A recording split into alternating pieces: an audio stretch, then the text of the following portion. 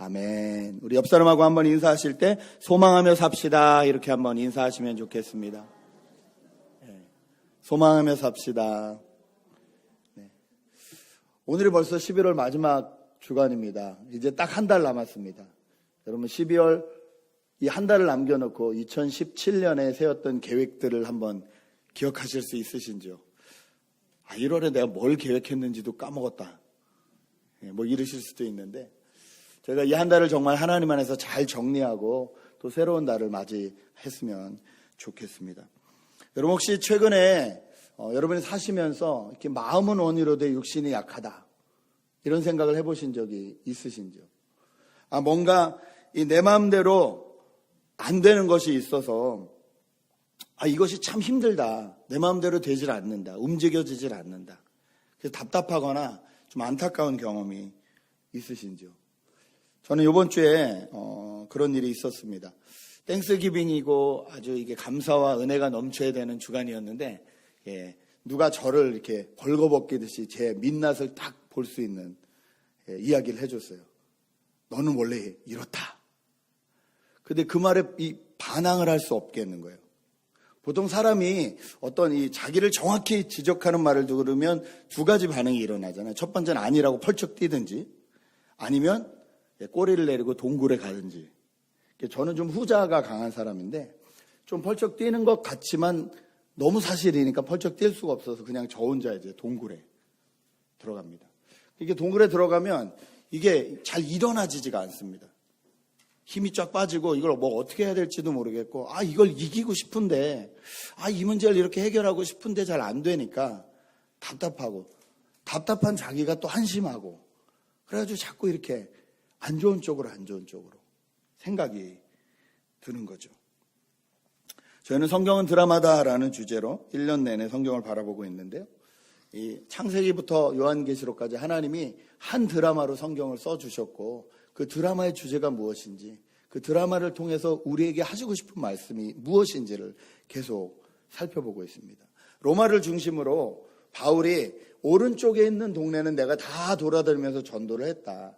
이제 왼쪽에 있는 스페인과 유럽과 이쪽을 가서 전도할 건데 로마 교회가 좀 도와줬으면 좋겠다라고 보낸 편지가 로마서라고 말씀을 드렸죠. 이 로마서는 3차 전도 때 고린도라는 지역에서 썼습니다.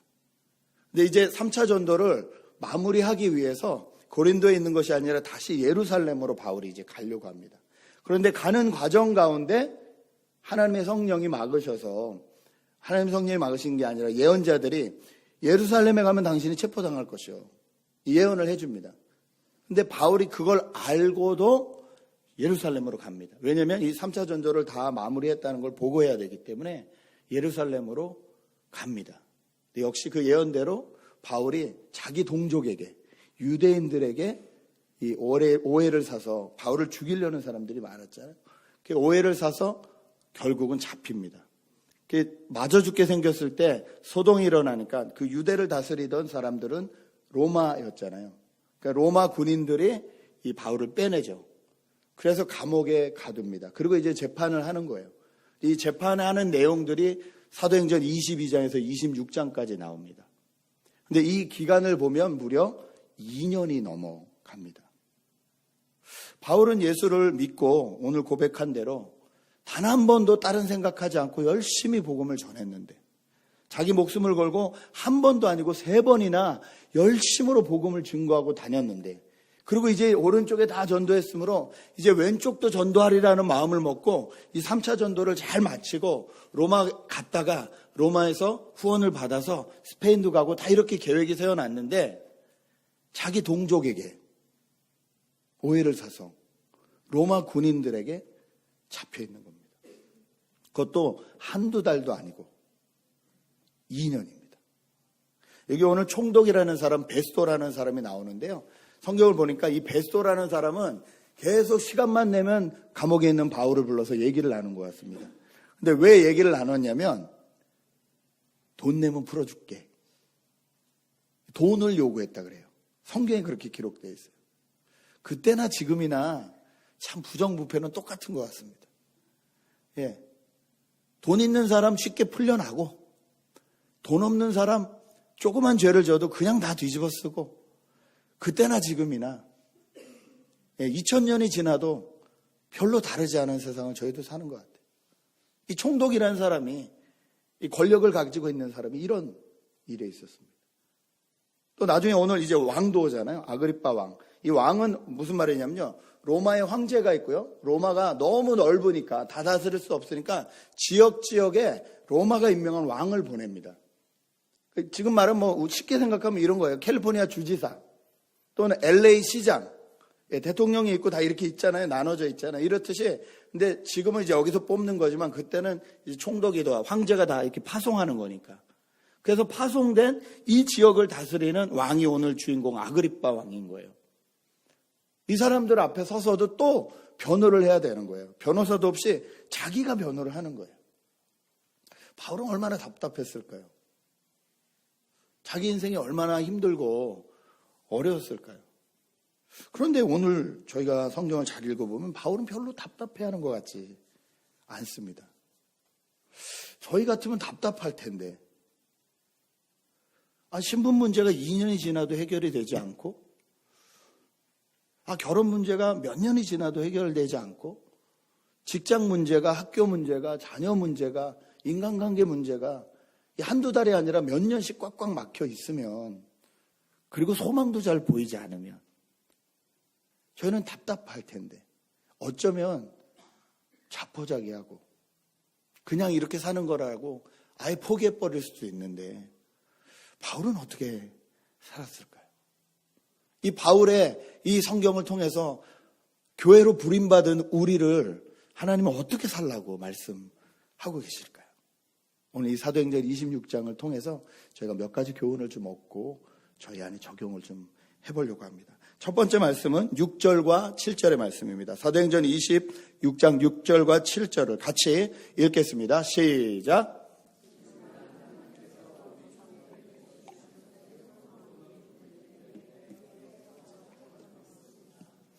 우리 12지파는 밤낮으로 열심히 하나님을 섬기면서 그 약속이 이루어지기를 바라고 있습니다. 저나 나는 바로 이 소망 때문에 유대 사람에게 고발을 당한 것입니다. 바울은 내가 소망이 있어서 지금 이 어려움을 겪고 있다, 이렇게 얘기를 하고 있습니다. 바울이 말하는 소망은요, 하나님이 주신 약속이라 그랬어요. 어떤 약속인가요? 구약 성경에서부터 써있던 약속이에요. 이 유대 민족을 구원할 메시아가 온다라는 약속이에요. 유대 사람, 자기 동족들도 이걸 다 믿어요. 근데 바울이 말하는 건 구약 성경에 하나님이 약속하셨던 그 메시아가 왔다. 그분이 예수님이다. 그 예수님 전하다가 내가 여기 이렇게 서 있다, 이렇게 말하는 거예요. 그런데 유대인들은 이걸 받아들일 수가 없는 거예요. 왜냐하면 일단은 성경에 써 있는 대로 나무에 달린 자마다 저주받았다 그랬는데, 신명기에 예수가 나무에 달려 죽었잖아요. 메시아로 인정할 수 없다는 거예요. 또 자기들이 생각하는 메시아는 이 로마로부터 우리를 자유케 해서 독립을 일으켜줘야 될 메시아여야 되는데, 메시아가 오면 자기들, 유대, 이 사람들 외에 모든 사람들은 이방이니까 다 없어지고 자기들만 온전한 나라를 회복해야 되는데, 네 말대로 예수가 메시아라면 이게 뭐 쿠데타가 일어나든지 뭐가 일어나서 우리가 독립 얻어야 되는데 아무런 일도 일어나지 않지 않았느냐. 이걸 나보러 어떻게 믿으라는 거냐. 네가 선생이라 그러고 네가 메시아라 그러는 사람이 십자가에 달려 죽었는데 어떻게 믿으라는 거냐. 그때 바울이 뭐라고 합니까? 8절입니다. 8절. 여러분은 어찌하여 하나님께서 죽은 사람들을 살리신다는 것을 믿을 수 없는 일로 여기십니까? 맞습니다. 당신들 말대로 내가 메시아라고 부르는 예수 그리스도가 십자가에 달려 죽으셨습니다. 그런데 그것도 구약 성경에 다 이미 기록되었던 일이고, 죽고 끝난 것이 아니라 그분을 하나님께서 살리셨습니다. 여러분, 하나님이 죽은 사람을 살릴 수 있다는 걸 왜 못 믿으십니까? 이렇게 말하고 있는 거예요. 여러분에게 여쭙겠습니다. 여러분, 하나님이 죽은 자를 살릴 수 있으시다는 걸 믿으시나요? 부활을 믿으시나요? 정말 믿으시나요? 바울이 아무리 답답하고 힘든 것 같아도 소망할 수 있었던 이유, 바울이 살아날 수 있었던 이유는요, 이 부활 소망이 확실했기 때문입니다. 십자가뿐만이 아니라 부활 소망이 확실했기 때문입니다. 여러분, 우리가 아무리 낙담이 돼도 죽음보다 낙담되지는 않습니다. 죽음보다 우리를 낙담시키는 것은 없어요. 그런데 뭐라고 하세요? 그 죽음을 이기신 분이 하나님이시다. 죽음에서 살리신 분이 하나님이시다. 이게 정말 믿어지면 저희는 소망할 수 있습니다. 제가 생각해 봤어요. 나이가 드실수록, 게다가 또 가진 게 많으실수록 어쩌면 죽는 게 억울하지 않을까? 예, 어르신들께 여쭤보고 싶어요. 나이가 많을수록, 그런데 가진 게 많아요. 그거를 모으려고 지난 젊었을 때 3, 40년 동안 아이들도 제대로 돌보지 못하고 정말 힘들게 일을 해서 모으고 모아서 지금까지 왔는데 이제 살 날이 별로 남지 않았어요. 억울하지 않을까요? 이거 왜 모았지? 나는 다 못 쓰고 죽을 건데. 제 이런 생각이 들더라고요. 억울할 수도 있겠다. 빨리 나눠줘야지. 나 때 다 써야지 덜 억울하겠다. 저는 그 생각 들더라고요. 만약에 어르신들에게 10만 불만 주면 30, 40대 몸을 5년을 살 수 있다고 하시면 여러분 사실까요? 안 사실까요? 70 이상만 대답해 보시죠. 10만 불을 주면 30, 40대 건강을 5년 줘요. 여러분 10만 불 주고 사시겠어요? 안 사시겠어요? 아, 우리 권사님 안 사신다는 거 보니까 잘 살아오신 거예요. 저는 살 것 같아요. 10만 불 주고 20대로 돌아가라. 네. 결혼 전으로 돌아가라? 살 것 같아요. 무슨 말이냐면요. 이야, 또 그건 제가 생각해 보지 못했습니다. 예, 그렇게 받았는데 그날 죽으면 네, 있죠. 예, 제가 말씀드리고 싶은 게 이거예요. 여기 젊은 사람들 많은데 죽음 얘기하면 나랑 상관이 없다고 자꾸 생각을 하는데 여러분 이 부활에 대한 소망 없이 이 세상에서 오래 사는 건 오래 살수록 축복이 아닙니다. 여러분 경험하시겠지만 이 세상은 죄로 인해서 타락하고 깨어진 세상이에요. 여러분이 뭔 가지고 있으면 사람들이 여러분을 좋아해요. 여러분이 아무것도 안 가지고 있으면요, 여러분을 별로 귀하게 여기지 않는 세상에 저희가 살고 있어요. 동의하십니까? 여러분이 기술을 가지고 있지 않고, 여러분이 재물을 가지고 있지 않고, 여러분이 건강을 가지지 않고, 뭘 가지고 있는 게 없을수록요, 사람들이 여러분을 귀하게 여기지 않아요. 안타깝게 저희가 사는 세상은 그런 세상이에요. 타락하고 깨어진 세상이에요. 그 세상에 소망 없이 계속 오래 살아간다? 축복일까요? 10년도 힘든데 20년, 30년, 40년, 지금부터 80년 더 살아가야 된다. 이대로 축복일까요? 여러분, 우리에게 주님이 죽으셨지만 그 죽으심으로 우리의 모든 죄의 문제를 해결하셨고, 주님이 다시 살아나셔서 하나님 나라라는 영원한 나라를 우리에게 주셨다는 소망이 없으면 저희는 살아가는데 힘이 듭니다. 바울은 나는 이 소망 때문에 여기 서 있는 거고, 나는 이 소망이 있기 때문에 괜찮습니다라고 말하는 거예요. 바울은 그냥 소망을 말하지 않았어요. 소망이라는 단어가 바울에게 국어사전에 있는 단어가 아니었습니다. 소망은 실제였어요. 바울에게 소망은 실제였어요. 예수 그리스도였어요. 그분이 자기에게 진짜 소망으로 오셨어요. 그래서 자기의 과거를 다 드러내면서도 얘기할 수 있는 거예요. 내가 옛날에 예수 잡으러 다니던 사람이었는데 그 소망 되신 분이 나를 만나고 나니까 내 인생이 이렇게 바뀌었다. 3번이나 전 세계를 돌아다니는 게 고생스럽고 수고스러울지 몰라도 아무것도 아니다. 나에겐 소망이 있다. 로마서에도 이렇게 씁니다. 로마서 5장 2절에서 5절을 제가 읽어드립니다. 또한 그로 말미암아 우리가 믿음으로 서 있는 이 은혜에 들어감을 얻었으며 하나님의 영광을 바라고 소망하고 즐거워하느니라. 다만 이뿐 아니라 우리가 환난 중에도 즐거워하나니 이는 환난은 인내를, 인내는 연단을, 연단은 소망을 이루는 줄 알미로다. 소망이 우리를 부끄럽게 하지 아니함은 우리에게 주신 성령으로 말미암아 하나님의 사랑이 우리 마음에 부음받음이기 때문이다. 소망, 소망, 소망, 소망 계속 얘기하는데 바울에게 소망은 진짜 소망이었어요. 여러분, 고난이 이길까요? 소망이 이길까요? 어떤 게 이길 것 같으세요? 고난이 이길까요? 소망이 이길까요? 네, 소망이 이깁니다. 예, 저희가 그것을 저희 교회 안에서도 봅니다. 요즘 형제들 중에서 살 빼는 게 유행이에요. 예, 다이어트가 얼마나 고생스럽습니까? 제가 정말 저만큼 잘 먹는 친구인데 저희 집에 왔는데 샤브샤브를 먹는데 우린 다 고기 먹는데 정말 끝까지 야채만 먹더라고요. 깜짝 놀랐어요. 보통 인내가 아니잖아요.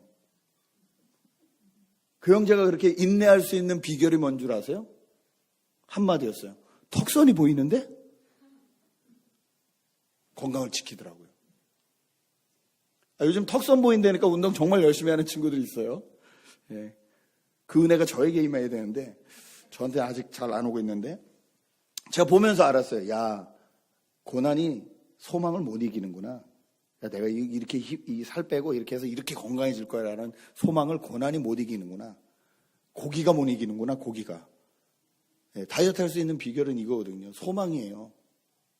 어떤 고통이 있어도 어떤 고난이 있어도 이 고난을 넘어간 뒤에 소망이 보이면 그 뒤에 소망이 보이면 저희는 갈 수 있다는 거예요. 여러분, 교회의 소망이 뭘까요? 여러분의 소망은 무엇인가요?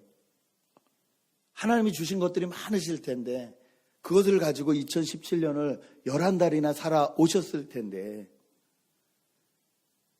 여러분의 소망은 뭔가요? 그 소망이 확실하시다면 우리 삶 가운데 어려움이 있어도 다시 한번 일어나게 될 줄 믿습니다. 두 번째, 바울을 보니까요. 바울은 소망만 있었던 것이 아니라 하나님이 주신 일을 가지고 있었습니다. 오늘 16절에서 18절의 말씀을 제가 읽겠습니다. 16절에서 18절입니다. 자, 일어나서 발을 딛고 서라. 내가 내게 나타난 목적은 너를 일꾼으로 삼아서 내가 나를 본 것과 내가 장차 너에게 보여줄 일의 증인이 되게 하려는 것이다. 나는 이 백성과 이방 사람들 가운데서 너를 건져내어 이방 사람들에게로 보낸다. 이것은 그들의 눈을 열어주어서 그들이 어둠에서 빛으로 돌아서고 사탄의 세력에서 하나님께로 돌아오게 하며 또 그들이 죄사함을 받아서 나에 대한 믿음으로 거룩하게 된 사람들 가운데 들게 하려는 것이다 하고 말씀하셨습니다.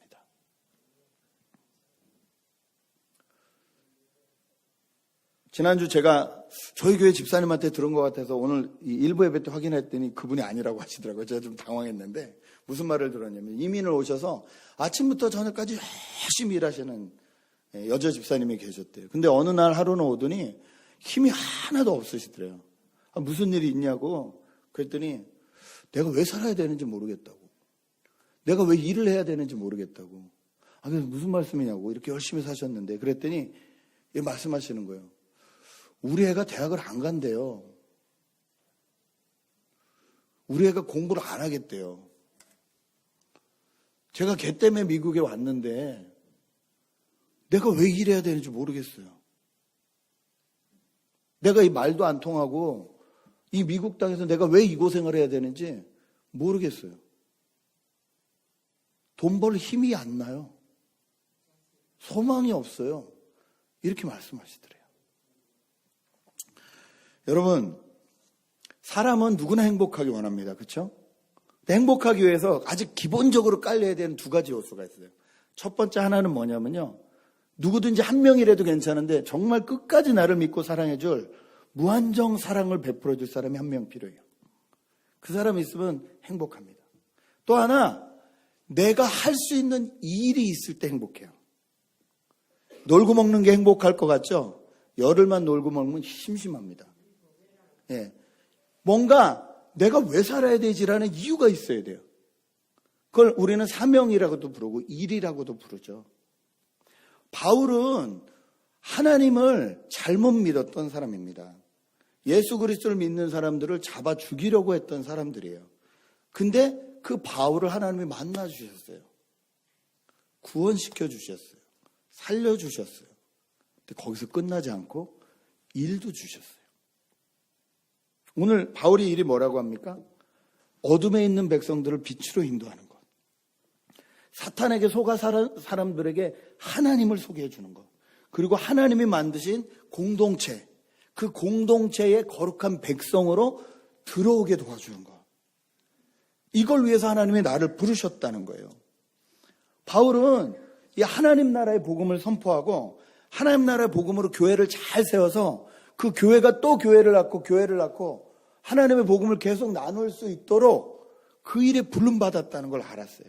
그래서 그 고생스러운 그 세계 여행을, 선교 여행을 한 번도 아니고 두 번, 세 번 목숨 걸고 하는 거예요. 바울이 여러 번 죽을 뻔했죠. 예. 자기 목숨보다 중요한 게 어디 있습니까? 그런데 바울은 뭐라 그래요? 사도행전 22장을 보면요. 내 목숨보다 귀한 게 사명이다 그럽니다. 내 목숨보다 귀한 게 사명이다. 내 목숨보다 귀한 게 하나님이 나에게 주신 일이라는 거예요. 여러분 그 마음으로 일하십니까? 여러분이 하시고 있는 일은 정말 그렇게 내 목숨을 걸 만큼 그렇게 귀하고 하나님이 인정하시고 하나님이 좋아하시는 일 맞습니까? 이게 있으면 살아갈 이유가 있다는 거예요. 힘들어도. 헤쳐나갈 이유가 있다는 거예요. 저는 추수감사절 아침에 젊은 친구들하고 같이 오병이어를 갔다 왔는데요. 혹시 못 가신 분들은 내년이라도 꼭 한번 같이 가셨으면 좋겠습니다. 거기 가면 일단 저는 회개가 됩니다. 주변에 정말 이렇게 힘들고 어려운 사람들을 위해서 애쓰고 힘쓰시는 분들이 계신데 내가 너무 잘 먹고 잘 사는 거 아닌가, 내가 혹시 나만 너무 돌보고 사는 건 아닌가, 같이 산다는 게 무엇인지 정말 고민하게 돼요. 내가 가면 할 일이 뭐 있을까? 여러분 많아요. 우리 연세 드신 우리 권사님 이러신 분들은요, 이 달걀을 갖고 오면 그 달걀을 이제 뭐 한 예를 들어서 유통기간이 한 일주일이나 뭐 이렇게 남으면 그 식료품 회사들이 미리 보내요. 너무 재고가 많으면. 왜냐면 이분들도 이거를 도네이션 하면 자기들 도네이션으로 이 처리가 돼요. 세금의 이익을 봐요. 그러니까 보내요. 일주일 정도 남은 거. 근데 갖고 오는 과정 가운데 당연히 깨지고 어려워지죠. 그럼 이제 그걸 하나하나 고르시는 거예요. 금이 간 거 있나. 그건 분리하고 멀쩡한 것들만 이렇게 나눠가지고 그 다음날 아침에 바로 보내니까. 그럼 일주일 동안 먹을 수 있잖아요. 이건 힘이 별로 들지 않는 일이에요. 그냥 서서 이렇게 하시면 되는 일이에요. 그 일만 계속 몇 년째 하시는 분들도 계세요. 뭐든지 할 수 있습니다. 근데 그 오병이어에 갔는데 기분이 너무 좋은 거예요. 왜 좋으냐면 제 눈앞에 이 트럭에서 이렇게 상자들을, 음식 가득한 상자나 비닐봉지를 들어서 이렇게 운반하는 테이블까지 이렇게 옮겨야 돼요. 근데 그게 상자가 한두 개도 아니고 하루에 몇백 개가 오는데 한 4명, 5명의 이 자원봉사자들이 그거 하면 허리 다 나가죠. 근데 저희 눈앞에 트럭과 그 테이블을 연결해주는 레일이 깔려있는 거예요. 이렇게 쫙 가면 둘둘둘둘 굴러가는 레일 있잖아요. 그렇게 바퀴가 달려서 쫙 필 수도 있고 쫙 늘릴 수도 있는. 그게 쫙 깔려있는데 너무 기분이 좋은 거예요. 여러분 왜 기분이 좋은지 아세요? 그거 작년에 여러분이 오병이어에 사드린 거거든요. 작년 저희 교회가 오병이어에서 광고했을 때 이게 중고긴 한데 우리에겐 너무 필요한 건데 우리에겐 재정이 없다. 이걸 좀 샀으면 좋겠다. 제가 그걸 페이스북에서 보고 저희 실행위원들한테 얼른 연결해서 이런 게 있다는데 우리 이렇게 헌금하면 어떠냐. 또 감사하게 구자에 돈도 있어서 바로 허락해줘서 바로 사서 갖다 드렸거든요. 그걸 너무 잘 쓰고 계시는 거예요. 헌금할 맛이 나지 않으세요? 돈 벌 재미가 있지 않으세요? 저는 그거 보는데 남들은 몰라요. 저 혼자 좋아가지고 괜히 이렇게 레일 쓰다듬고 아유 자식. 너무 좋은 거예요. 이게 여기 있어서. 내가 왜 살아야 되는지 알겠는 거예요. 내가 무엇을 위해서 살아야 되는지 알겠는 거예요. 여러분 다시 한번 감사를 드립니다. 여러분이 헌금해 주실 헌금이 그렇게 쓰이고 있습니다. 그렇게 분류된 그 음식과 이런 것들은요, 이 LA 지역의 수많은 사람들에게 하루에도 몇백 가구에게 갑니다. 여러분 요즘 정말 힘든 일들이 많잖아요. 정말 음식이 모자르신 분들이 있거든요. 여러분 이 미국이 전 세계에서 기아율이 몇 프로인 줄 아세요? 여러분 기아 그러면 저 아프리카만 생각하죠? 미국에서 하루에 2끼를 못 먹는 사람들이 얼마나 많은 줄 아세요? 없을 것 같으시죠? 조금만 나가보세요. 조금만 나가보세요. 진짜로 먹을 게 없어서 돈이 없어서 쫄쫄 굶는 사람들이 미국에 있다니까요. 그들을 예수 이름으로 먹이는 사역. 그 사역이 오병이어인데 그 사역 가운데 저희가 조금이라도 도움이 된다는 게 너무 좋더라고요. 열심히 일해야겠다.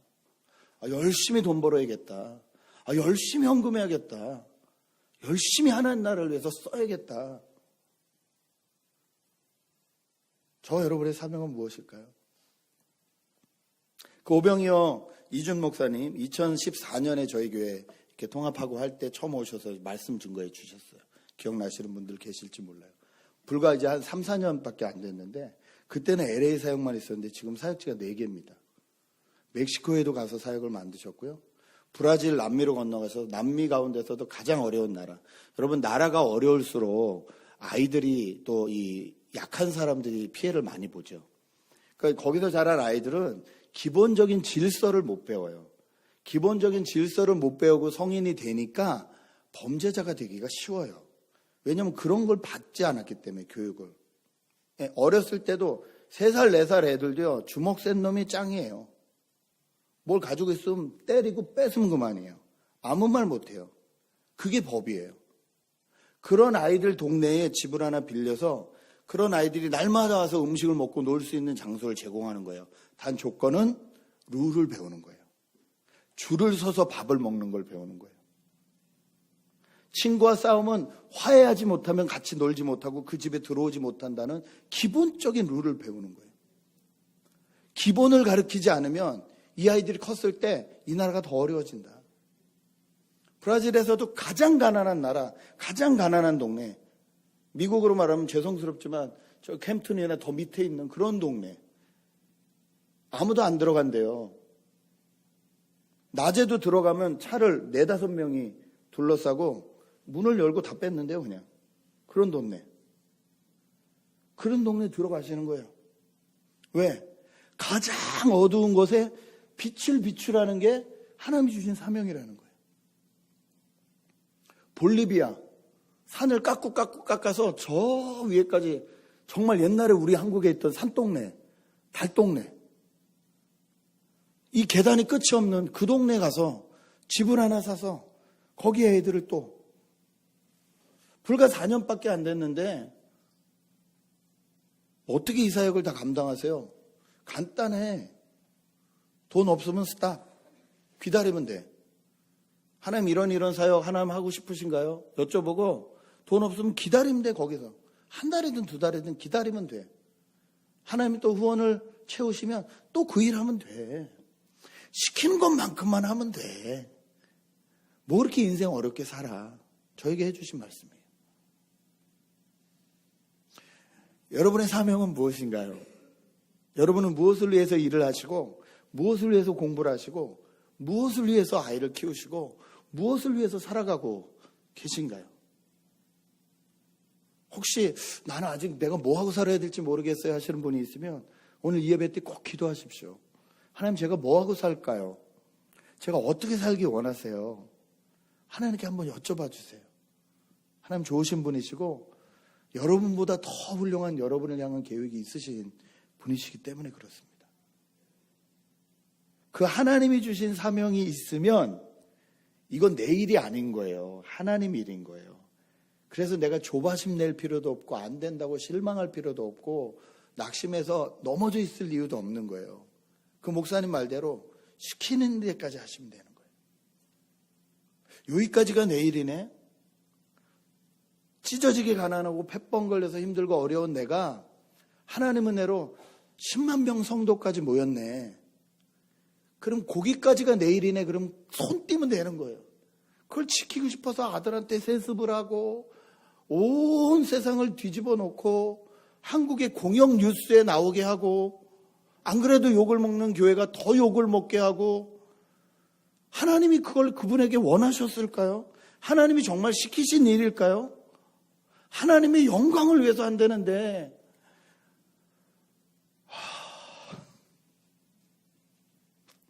10만 명이 모이는 곳에 담임 목사가 십자가일까요?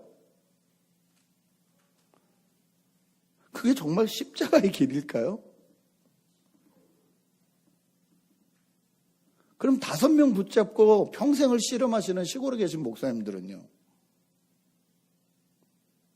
그건 아빠를 잘못 만난 거고 어쩔 수 없는 건가요? 아니, 하나님의 이름을 그렇게 써도 되는 건가요? 여러분, 하나님이 주신 사명대로 삽시다. 하나님이 주신 일을 가지고 삽시다. 그래야 넘어져도 일어설 수 있습니다. 바울은 그걸 너무 확실히 알았어요. 교회 사명이 뭘까? 교회로 부름받은 저와 여러분의 사명은 뭘까?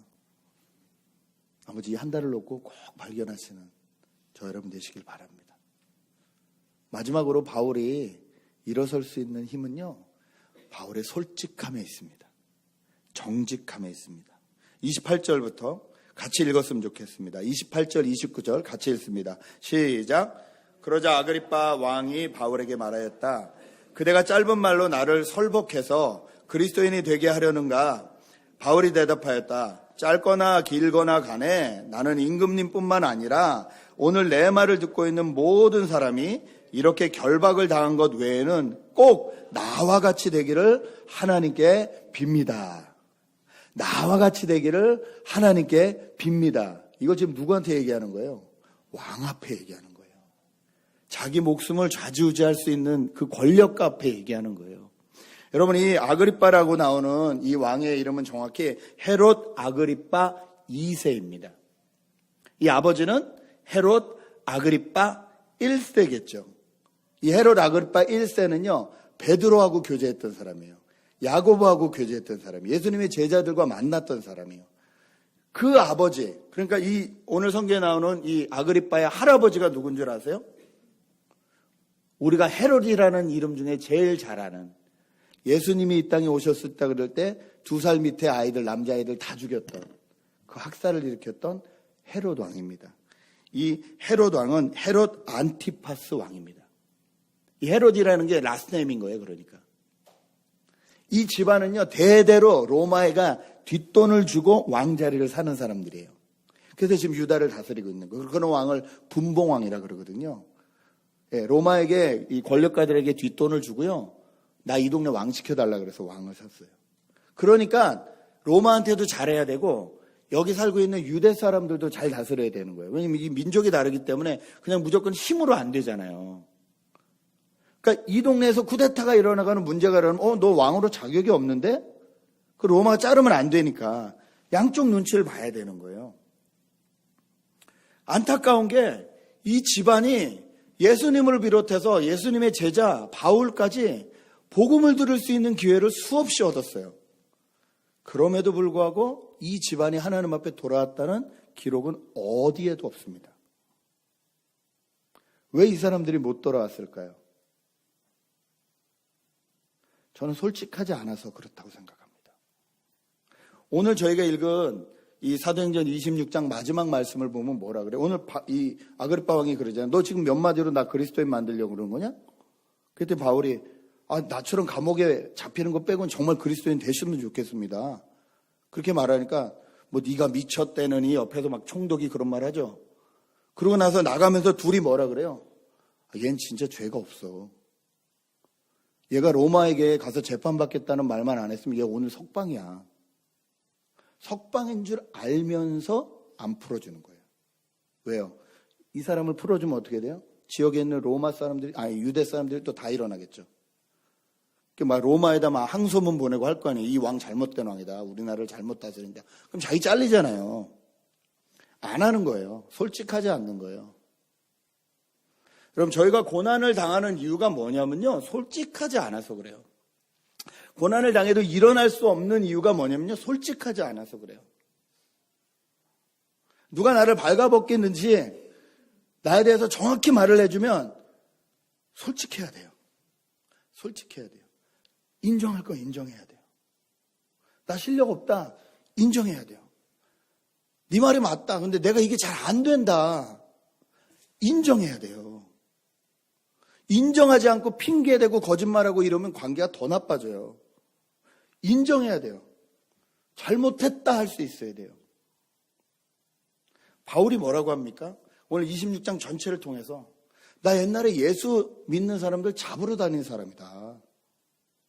과거의 잘못, 부끄러운 역사, 그 치부를 드러내잖아요. 나 옛날에 이랬던 사람이다. 내가 자랑할 게 하나도 없는 사람. 내가 이렇게 고생하는 이유가 내가 자랑할 게 없는 사람이기 때문이다. 나 정말 형편없는 사람이었다. 그런데 내가 예수 만났다. 당신들도 나처럼 감옥 가는 거 외에는 진짜 다 예수 받고 나처럼 살았으면 좋겠다. 여러분, 우리가 인생을 통해서 이 말을 할 수 있으면요, 어떤 고난도 어려움도 이겨낼 수 있습니다. 질문 드리겠습니다. 여러분의 자녀들이 공부를 잘해요. 얘가 그냥 잘하는 줄 알았더니 하버드를 그냥 가요. 하버드를 갈 정도로 잘해요. 난 3학년쯤 되더니 와서 이렇게 말을 해요. 엄마, 아무래도 목회를 해야겠어요. 여러분 어떻게 반응하시겠습니까? 이야, 진짜 잘 생각했다.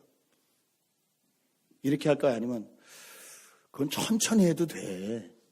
그건 나중에 한 직장 생활 해봐 한 20년 뒤에 한 나이 60쯤 먹었을 때 해도 돼. 괜찮아. 여러분 이렇게 말씀하시겠어요? 아니 말 잘 안 듣고 공부도 잘 못하는 자식이 있어요. 그 자식이 갑자기 엄마 나 선교단체 간사해야겠어요. 그럼 어떻게 말하시겠어요? 야 그거라도 해라. 야 그거라도 해라 제발. 방구석에 앉아서 게임이나 하지 말고 그거라도 해라. 여러분 우리 마음에 그런 마음이 있다면 회개해야 됩니다. 왜냐하면 저희는 하나님 나라를 이 세상 나라보다 귀하다고 여기지 않는 증거예요. 이 세상에서 실력이 없고 형편이 없으면 걔는 목회해도 되고, 이 세상에서 뛰어나고 사람들이 다 인정하는 자리에 있으면 목사나 선교사로 가기 아깝고, 여러분 이건 그러면 하나님 나라를 구하는 사람들이 아니죠. 자기 나라를 구하는 사람들이죠. 그러면서 교회 와서는 할렐루야 믿음대로 됩니다. 젊은 친구들 목사 되면 좋겠네. 근데 내 자식은 안 돼. 이건 내가 믿는 게 아니죠.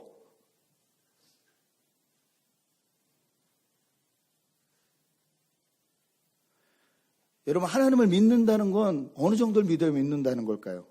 제가 한번 생각해 봤어요. 100이 예수님 가까운 믿음이라고 생각을 하고요. 이 기준을 100으로, 100%라고 주고.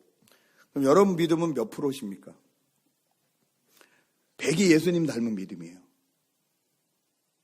부담감을 덜어드리기 위해서 50%만 하겠습니다. 내 믿음이 50%라면 여러분 이 50%는 믿는 거예요? 안 믿는 거예요? 어떻게 생각하세요? 믿는 거예요? 안 믿는 거예요? 49.9라면 안 믿는다라고 말할 수도 있겠는데 목사님 딱 50%라고 하네. 믿는 거예요? 안 믿는 거예요?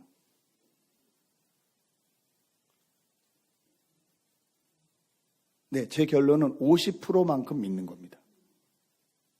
그러면 50%만큼 믿는다고 솔직해질 필요가 있어요. 그래야 성장합니다. 그래야 신앙생활 가운데 성장합니다. 교회 오래 다닌다고 믿음이 성장하지 않아요. 절대 성장하지 않아요. 절대 성장하지 않아요. 제가 새가족반 할 때마다 꼭 시켜요. 여러분이 믿는 것을 예수 믿기 전, 예수 믿는 과정, 예수 믿은 후로 써보세요. 써보셔야 돼요. 진짜 내가 뭘 믿고 있는지 써보세요. 왜 쓰라고 하냐면요, 바울 보세요. 오늘 감옥에 갇혀서 변호하는 자리잖아요. 무슨 얘기예요? 자기 신앙 간증 고백하고 있어요. 지금 그 가운데서도 뭘 전해요? 그러니까 당신도 나처럼 예수 믿고 이런 사람 됐으면 좋겠습니다 라고 전도하고 있어요. 바울이 이걸 한두 번 얘기한 게 아니에요. 사도행전 계속 보세요. 계속 반복되는 얘기예요. 내가 예수님을 만난 확신, 그 확신이 확실히 있어야 돼요. 교회를 다니지 10년이 됐는데 어떻게 지금 예수 만난 적이 없는 것 같은 말을 해. 내가 집사인데 권사인데 장로인데 목사인데 내가 개인적으로 정말 예수 그리스도를 만난 적이 없다는 말을 어떻게 해. 이러면 가면 쓰는 거예요. 아무 능력도 일어나지 않아요. 여러분, 가면 쓰지 마십시오. 교회는 비판하는 장소도 아니고 정죄하는 장소도 아니에요. 교회는 예수 그리스도를 닮아가는 곳이에요. 내 자리를 인정하면 돼요. 내가 진짜 솔직히 교회 30년 다녔는데 남한테 내가 뭘 믿는지 말할 수가 없네요. 정리가 안 돼 있네요. 이 정리 좀 도와주시죠. 이게 신앙생활이에요. 여러분, 전 정말로 여러분이 믿음 생활에서 솔직해지셨으면 좋겠습니다. 그리고 부끄러워하지 마셨으면 좋겠습니다. 다 아세요. 정리가 안 됐을 뿐이에요. 정리하면 돼요. 왜 정리해요? 그래야 나눠줄 수 있어요. 어느 날 물을 거예요. 아빠 예수 믿는 게 뭐야? 아빠 교회 왜 가야 돼? 여러분 뭐라고 대답해 주시겠어요? 그냥 끌고 다녀요? 네. 국민학교 때까지는, 초등학교 때까지는 잘 되고요. 중학교 때는 걔가 차가 없어서 참는 거지. 겨우겨우 끌려오고요. 차가 생기는 순간 독립합니다. 뭐라고 해요? 아빠, 나는 EM 갈게요. 잉글리시 미니스트리 하는 데로 갈게요. 가긴 어딜 가요? 교회 안 가요. 다 경험들이 있으시죠? 네. 아빠, 나는 EM 갈게요. 그럼 뭐 교회 다닌다니까 걔 믿음이 잘 된 줄 아시죠? 어떡할 거예요, 내 자녀를 정말. 내가 교회를 왜 가야 되는지, 내가 복음이 뭔지 내가 설명해 줄 수 없는데 어떡할 거예요? 배워야죠. 이게 저희 교회 목표 아닙니까? 하나님 나라 복음을 전수해 주는 거, 다음 세대에게 나눠주는 거, 이거 하기 위해서 저희 교회 모였잖아요. 내가 알아야 전수해 주죠. 모른다고 말해야죠. 솔직해야 고난이 있을 때 다시 일어날 수 있습니다. 이 사람들은 정직하지 못했다라고 오늘 성경 기록하고 있어요. 2017년이 이제 진짜 딱 한 달 남았습니다. 저와 여러분의 인생 가운데 두 번 다시 오지 않을 인생. 2017년. 좋으셨는지 나쁘셨는지 모르겠지만 정리 잘해야죠. 이제 한 달 남았으니까. 여러분, 내가 소망하는 것이 무엇인지 다시 한번 정말 깊이 생각해 보십시오. 하나님이 주신 내 일이 무엇인지, 나는 무엇을 위해서 사는지 다시 한번 깊이 하나님 안에서 생각해 보십시오. 그리고 정직하십시오. 하나님이 저와 여러분을 도와주실 줄 믿습니다.